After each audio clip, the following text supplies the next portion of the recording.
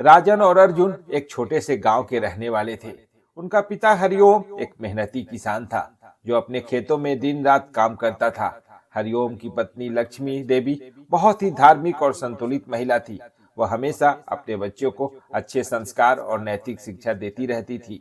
राजन और अर्जुन दोनों के स्वभाव में बड़ा फर्क था। राजन, जो सबसे बड़ा था, बहुत ही चालाक और लोभी था। उसे अपने भौतिक सुख साधनों से बहुत लगाव था। वो हमेशा सोचता था कि कैसे वह ज्यादा से ज्यादा संपत्ति जुटा सके। वहीं अर्जुन, जो छोटा था, बिल्कुल सीधा और सच्चा था। उसे पैसा और संपत्ति से कोई खास मतलब नहीं था। उसे सिर्फ मेहनत और ईमानदारी से काम करने में संतुष्टि मिलती थी। हरिओम का जीवन बहुत ही संघर्षपूर्ण था। वह अपने खेतों में कड़ी मेहनत करता था, लेकिन फिर भी उसका जीवन साधारण था। उसके पास जितना था वह उसे अपने बच्चों और पत्नी के लिए बचाकर रखता था। राजन और अर्जुन को वह हमेशा अपने संघर्षों के बारे में बताता और उन्हें भी मेहनत करने की प्रेरणा देता। एक दिन हरिओम की तबीयत बहुत खराब हो गई। उसे समझ में आ गया कि अब उसके पास समय बहुत कम है।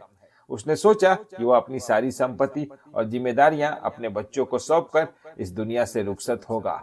एक दिन जब वह बिस्तर पर लेटा हुआ था, उसने राजन और अर्जुन को पास बुलाया। बच्चों, उसने कहा, अब मेरे पास ज्यादा समय नहीं है। मुझे नहीं लगता कि मैं और जिंदा रह पाऊंगा, लेकिन मैं चाहता हूं कि तुम दोनों मेरे बाद मिलजुल कर रहो और मेरे काम को संभालो। मेरी सारी संपत्ति तुम दोनों के बीच बांट दी जाएगी। राजन ने सुनते ही कहा, पिताजी, आप चिंता न करें, हम दोनों भाई मिलकर सब कुछ संभाल लेंगे।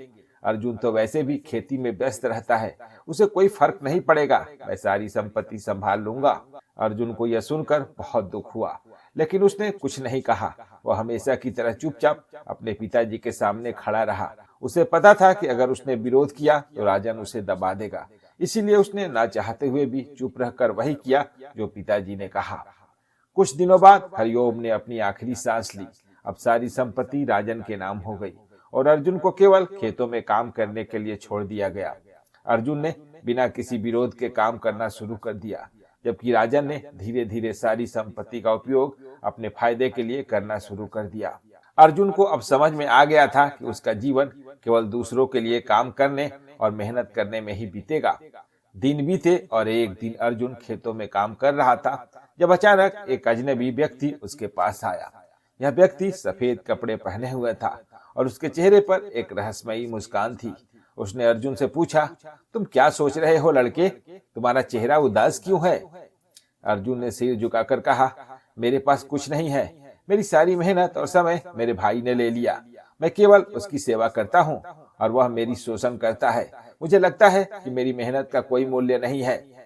वह अजनबी व्यक्ति मुस्कुराया और बोला, तुम्हारी परेशानियों का समाधान है मेरे पास। अगर तुम मेरी मदद करोगे तो तुम्हारा जीवन पूरी तरह बदल सकता है। मैं तुम्हारे साथ चलता हूँ और तुम्हारी कठिनाइयों को दूर करता हूँ। अर्जुन ने उसकी बातों पर विश्वास करते हुए कहा, आप मेरी मदद कर सकते हैं, लेकिन आपको किस तरह से मदद चाहिए? वह अजनबी व्यक्ति बोला, तुम मेरे साथ एक रास्ता खोजो, मैं तुम्हारी मदद करूंगा और तुम्हारी परेशानियों को दूर करूंगा। अर्जुन और वह अजनबी व्यक्ति मिलकर एक दूर दराज पहाड़ी के रास्ते पर चल पड़े। रास्ते में कई कठिनाइयां आई, लेकिन अर्जुन ने हार नहीं मानी। वह विश्वास करता था इस यात्रा में कुछ अच्छा होगा। पहाड़ी की चढ़ाई बहुत कठिन थी, लेकिन अर्जुन बिना किसी चिंता के अपना रास्ता तय करता गया।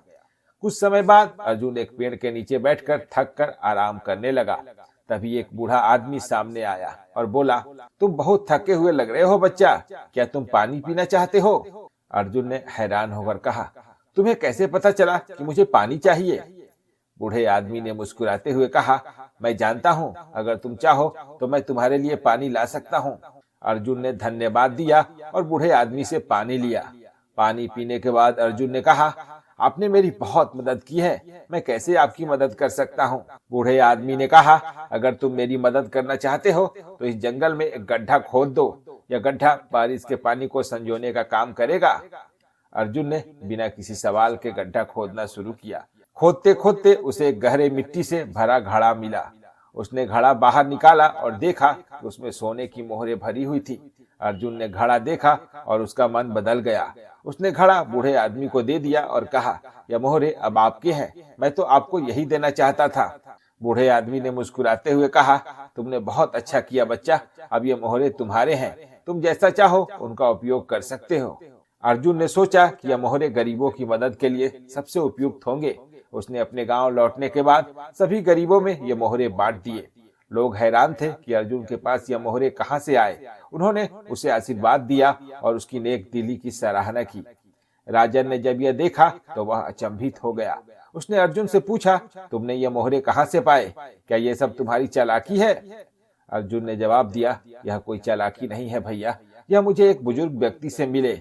इसने मुझे सिखाया कि हम अगर सच्चे दिल से मेहनत करें तो भाग्य भी हमारे साथ होता है। राजन ने सोचा कि अब उसे अर्जुन को किसी तरह धोखा देना चाहिए। वो फिर से योजनाएं बनाने लगा, लेकिन अर्जुन अब समझ चुका था कि उसकी मेहनत और ईमानदारी से ही उसे सब कुछ मिलेगा। वह बिना किसी डर के अपने रास्ते पर चलता गया और उसकी मेहनत रंग लाई। राजन ने अंततः अपनी चालाकी और लालच से कुछ भी हासिल नहीं किया। अर्जुन ने उसे समझाया कि सफलता और खुशियां केवल ईमानदारी और मेहनत से ही मिल सकती है और यही सच्ची समृद्धि है। अर्जुन का जीवन अब बदल चुका था। उसे अपने गांव में समृद्धि लाने के लिए बहुत काम किया और सभी की मदद की। लोग उसे सम्मान देने लगे और उसका नाम हर किसी की जुबान पर था। राजन को यह एहसास हुआ कि जो उसने अर्जुन से सीखा था वह जीवन की सबसे बड़ी सच्चाई थी।